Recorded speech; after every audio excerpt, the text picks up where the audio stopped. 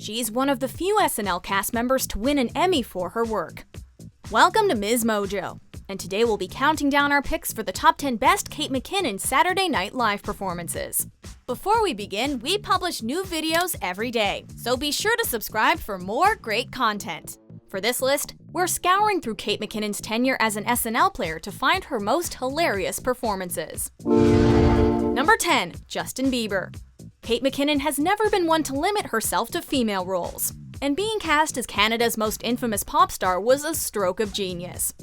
I'm not supposed to drink, but I do. Capturing the musician's cocky physicality uncannily, the role is funny not only for the exaggerated impersonation, but also because of how realistic it is. It's worth putting on display, not only for her expected comedic abilities, but also for how much it shows her versatility as an actress. Justin, why on earth would you throw eggs at your neighbor's house? It's a tradition in Canada. Some might even say that McKinnon's portrayal of Bieber is a preferable alternative to the real thing. Number 9. Ruth Bader Ginsburg. From a young man to an old woman, Kate can squeeze comedy out of any role. As Supreme Court Justice Ruth Bader Ginsburg, she embodies the woman's badassery in absolutely ridiculous fashion. Oh, that's a Ginsburg!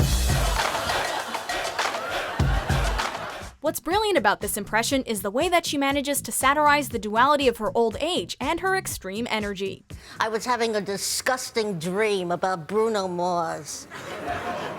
He was uptown funking me. She also shows off her improvisation skills, particularly when she manages to make Colin Jost break character. It showcases McKinnon's undeniable charm, ability, and versatility. We just hope that she keeps on Ginsburning in the seasons to come. Number 8. Debette Goldry. Women certainly don't have it easy in Hollywood, but it was even less of a cakewalk back in the golden age of the film business.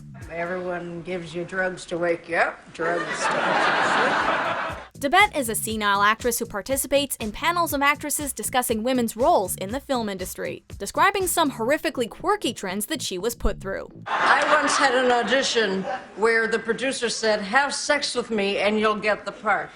Oh my God, what did you do? I had sex with him and he gave me the part.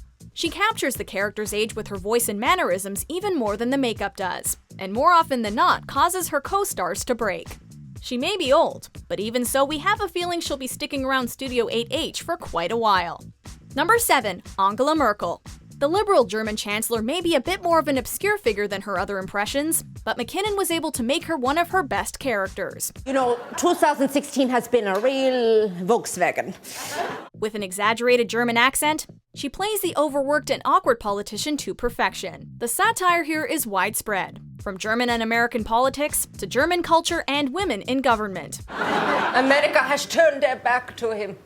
I would turn my back to him, but in the fun way.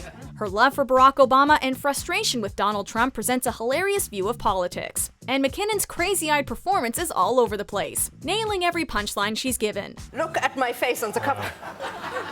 This is like a pile of oatmeal with 2 blueberries for ice. On the smiles it says, "Are we done here?"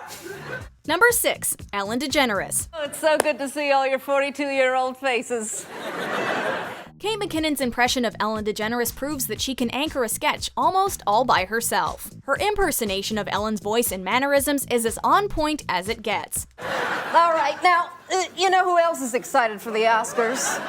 My 2 favorite little girls that I scooped up off the internet. However, the funniest aspect of the role is the physical humor, as she changes into ridiculous sitting positions even while she addresses her audience.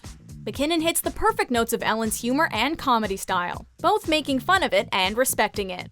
As SNL's first openly lesbian cast member, she was a natural choice to play this gay icon, and even Ellen herself approved of the performance. Here's some copies of my book. It comes in a little teeny tiny one. Number 5. Sheila Sovage. We hope to never see a situation like this in real life. I was looking at you because you have that certain still here quality.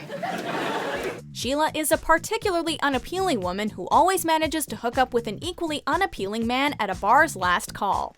It's a different role than she normally performs, but McKinnon manages to deliver her signature charm even as a gross character. She's hooked up with the likes of Dave Chappelle, Louis C.K., and Larry David, with her counterparts always delivering equally hilarious performances. She always goes all the way for the sake of laughs, unafraid of getting nasty, and it's just one of the many reasons we love her. In high school, they called me Garfield because I hated Mondays and I had a tail. Number 4, Mrs. Rafferty.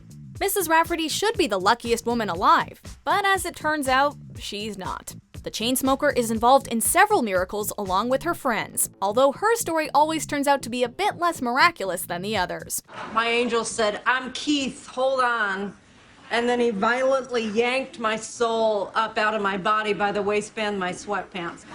The contrast between her deadpan performance and the other characters' genuine stories brings the hilarity to these sketches.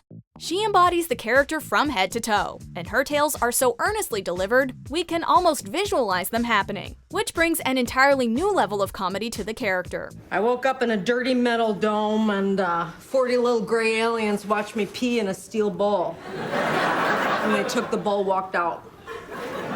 Interesting. Let's just hope next time she's able to keep her pants.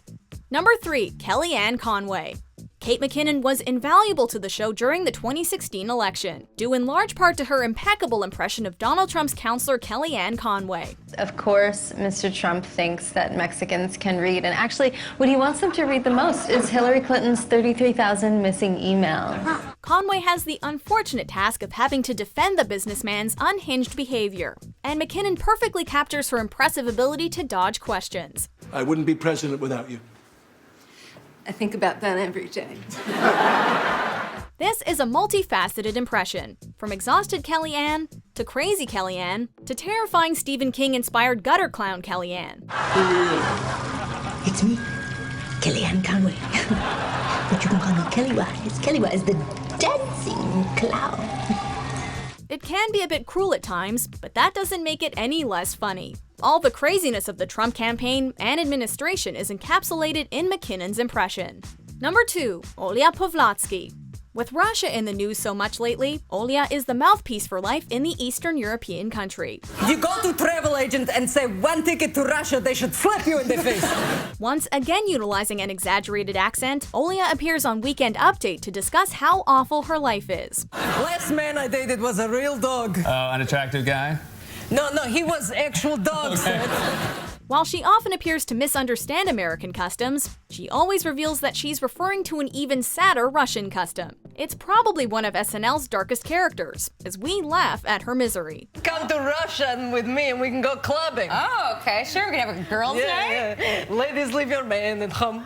The club is full of wolves and it's very dangerous. Oh, wow. Every movement and facial tic adds to the bleak picture of Olya's horrifying life, once again proving McKinnon's physical comedy prowess. Hopefully Putin doesn't get mad and hack our beloved Kate. Before we unveil our top pick, here are a few honorable mentions. Dear parents of Damien, I'm so sorry your baby is a car alarm. This must be very hard for you, but for me, it's nice. How does your baby know my favorite song? So it's got everything our hair needs, like aloe. But without the things it doesn't need, like ammonium lauryl sulfate, alkyl benzene phosphonate, selenium sulfide, and DeGeneres. Who had the grandfather who choked on a meatball parm? Everybody, okay? His name was Sal, short for Salvatore. Number 1, Hillary Clinton. Many talented SNL players have played Hillary Clinton, but none of them have brought the same finesse as Kate McKinnon. Let me start by walking over to you, just as I practiced. Playing a Trump-era iteration of Clinton, she brilliantly displays her chilling determination and desperation to win the presidency. And gosh, New York has been cold this week, hasn't it? In fact, my head is getting a little chilly. I better put on my favorite hat that I've worn so many times over the years. Radiantly satirizing her struggle to win over voters, her impression is scarily accurate. From the voice, to the quirks, to the uptight personality. Sparring with the equally entertaining Alec Baldwin as Trump and Larry David as Bernie Sanders resulted in some of SNL's most memorable moments of political satire. Are you feeling that, girl? Are you feeling that, girl? McKinnon hasn't been on the show for long, but her Clinton will no doubt be seen as legendary in the years to come. I am laughing to give myself time to think about how to answer this question. Do you agree with our picks? Check out these other great clips from MsMojo and subscribe for new videos every day.